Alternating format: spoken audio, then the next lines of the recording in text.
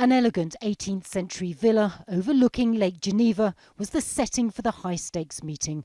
Russian leader Vladimir Putin arrived first.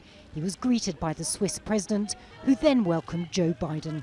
The two men looked tense as they stood for their first official photo. A handshake barely broke the ice. Relations between Washington and Moscow are at their lowest point in decades. The face-to-face talks were aimed at improving them. As I said outside, I think it's always better to meet face-to-face. After several hours behind closed doors, there were some agreements.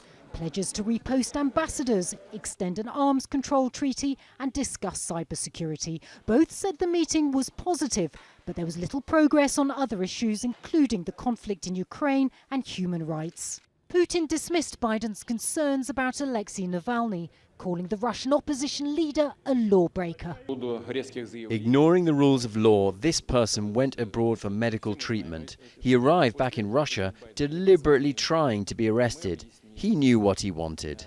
Biden was clearly unimpressed by Putin's attempt to compare Russia's treatment of opposition activists to the US Capitol riot. My response is kind of what I communicated, that I think that's a ridiculous comparison. It's one thing for literally criminals to break through cordon, go into the Capitol, kill a police officer, and be held unaccountable. And it is for people objecting and marching on the Capitol and saying, "You are not allowing me to speak freely." There were no major breakthroughs in this summit and clearly little common ground, but the return of US and Russian ambassadors to their posts is clearly a step to reopening communication between Moscow and Washington.